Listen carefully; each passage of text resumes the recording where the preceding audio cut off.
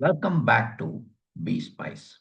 In this session, we'll continue with the lessons on mastering alarms, wherein in session 6, we'll once again focus on the practical consideration for alarm design. In fact, we had uploaded 5 sessions prior to this. In the fourth session, we have talked about this practical consideration. But in this session 6, we'll talk about the field derivation of alarms. So field derivation of the alarms in the sense, what are all the key issues related to sensors used for alarms? We are facing a lot of issues, right? Yeah, so those issues we'll talk, and also the challenges with the switch type, right? So normally we prefer transmitter, but in some cases, if you prefer switches, so what are all the challenges? And the actuator position, measurement of actuator position. So that also we'll talk, and also the location of the sensors.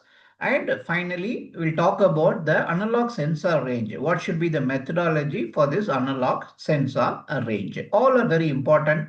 Stay tuned. Stay with me till the end of this video, friends. Okay. So field derivation of alarms.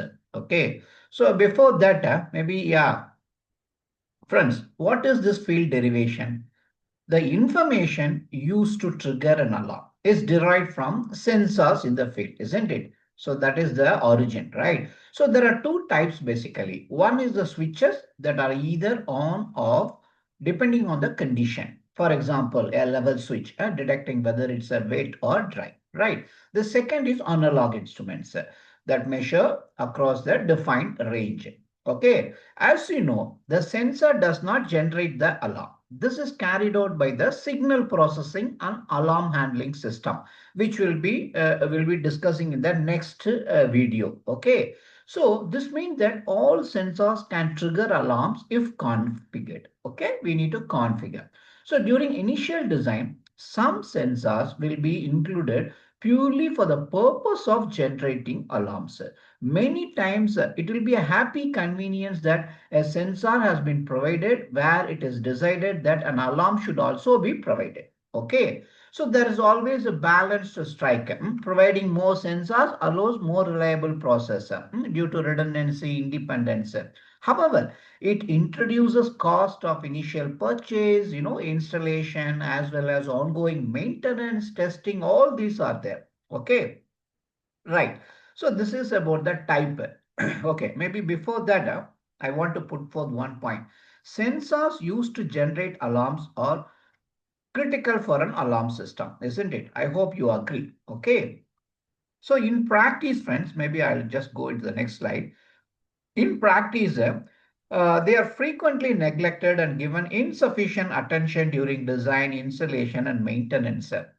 Poor reliability may mean that the operator may be unaware of the risk to people, plant, and the environment, which require definitely an attention.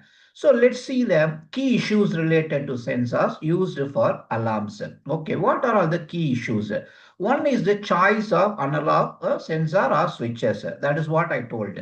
Okay, sensors analog or reliable, right? A switch sometimes may not be reliable. Okay, then location of the sensor, where we are, mounting this, are we mounting with the proper location, or is there any disturbances or this noise, all these vibration, all these we need to take note.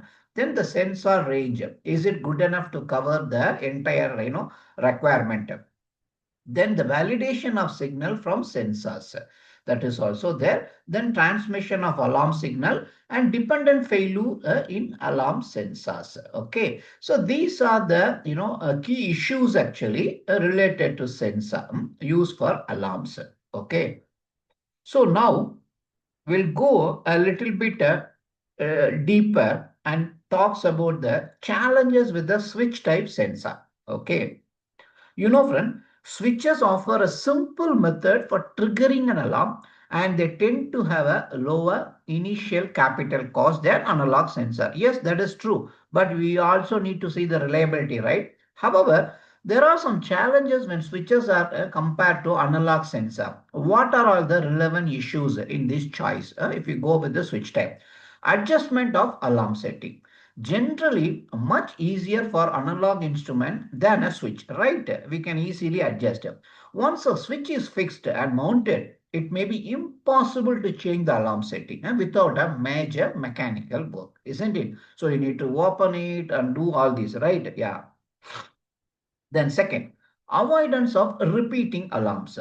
Filtering and deadband for analog transmitter are usually more flexible than for switches, right? The analog instrument have a fixed built-in, deadband and inherent filtering, all these, right? So that is a better. Okay. So this challenge with this switch type is avoidance of repeating. We can't avoid this repeating alarms. Then unrevealed failure, very important.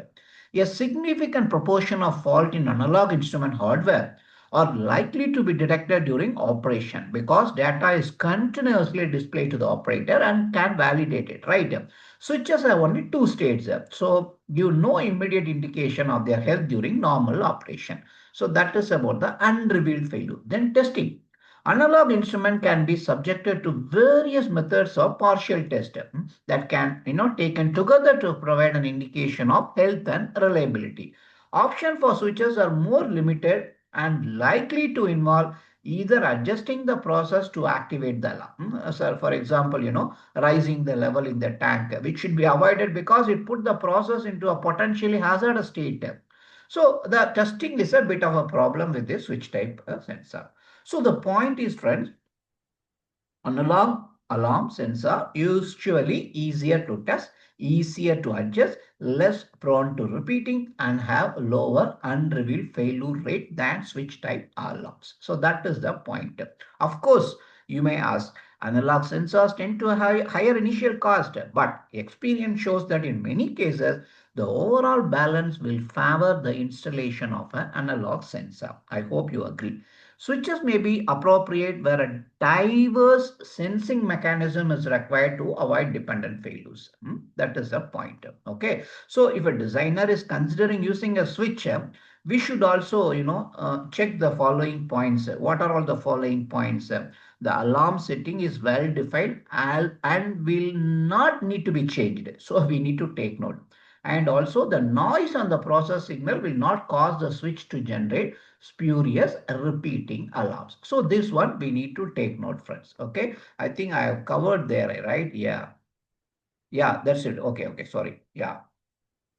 So in spite of all this, if a designer is considering using a switch, then we should ensure that the alarm setting is well defined and need not be changed, and noise on the process signal will not cause the switch to generate spurious repeating alarms.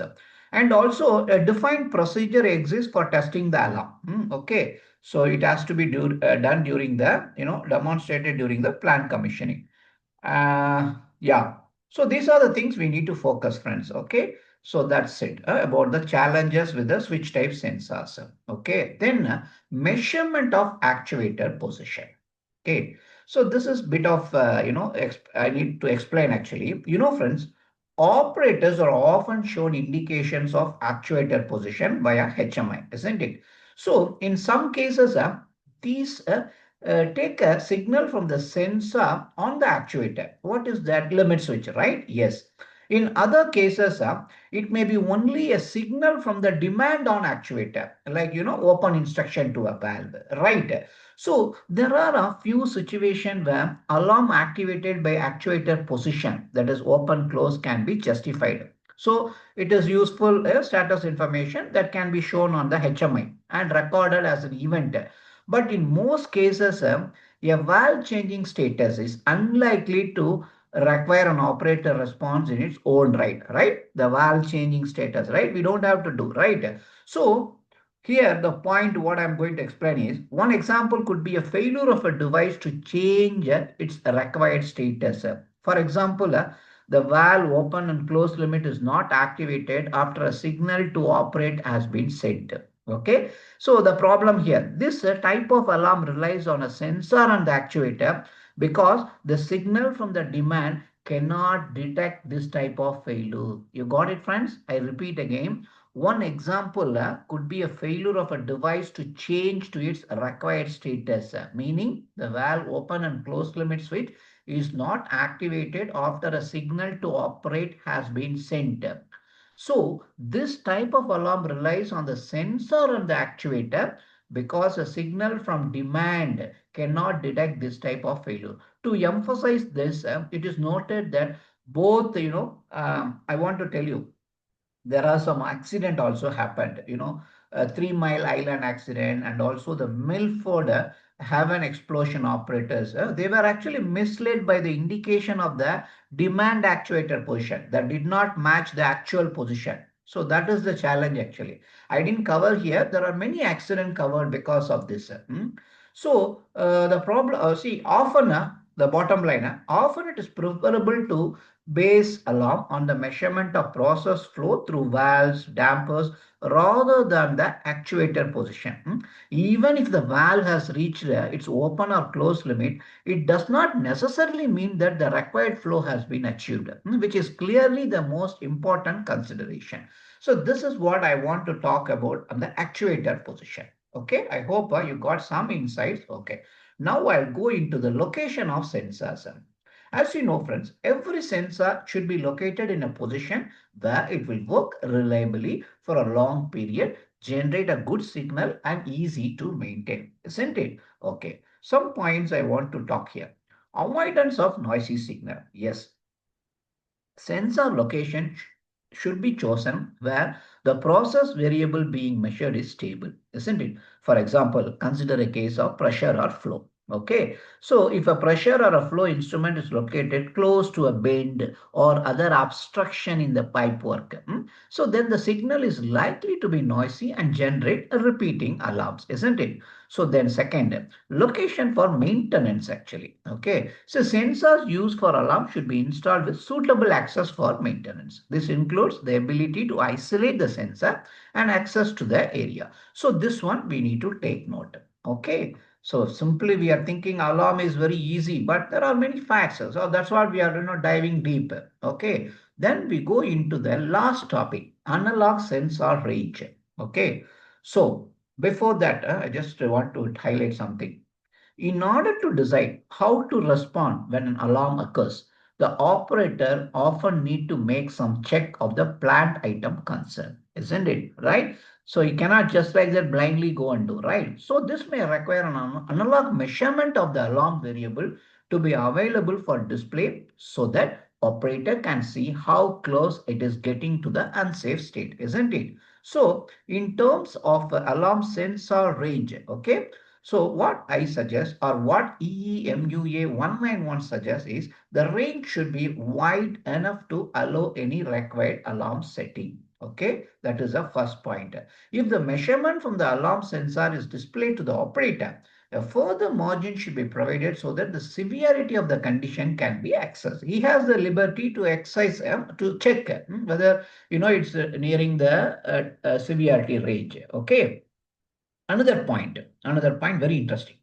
If an alarm will be generated within a control loop, care should be taken in choosing a range for the measurement of the controlled variable, which is suitable both for the control and for alarm. For control purpose, it is often desirable to use a narrow range instrument which extends only, for example, 50% beyond the required range of the adjustment of the control set point. You got it, friends? Take a case of control purpose. So it is often desirable to use a narrow range instrument which extends only, for example, only 50% beyond the required range of the control set point. So this tend to increase the control accuracy by reducing the effect of the instrument drift, noise, calibration, all these. But this narrow range may not cover the extreme limits that the control variable can reach safely during a process upset. So that is why the optimum sensor, range may extend even further outside the narrow range. So that is why I put it. If the measurement, the range should be wide enough to allow any required alarm settings. So that is the point, friends. Okay. For example, you have a challenge. If a suitable compromise cannot be found, then both a wider range alarm sensor and a narrow range control sensor should be installed, and both signals should be made available for display to the operator. So the narrow range displays the operator. Okay, sorry, the narrow range display enables the operator to check the functioning of the controller. Okay, so that's all I have for this field derivation of alarms, friends. I just want to share some knowledge. That's my intention. There are many more, actually, many more in the sense. The next topic will cover on the alarm processing hardware, because I just mentioned, right? It's only signal, actually. The alarms, all these are, configured in the system, right? So that is why alarm processing hardware, wherein will cover BPCS processing of alarms, and also high integrity alarms and combined BCS, BPCS and safety system.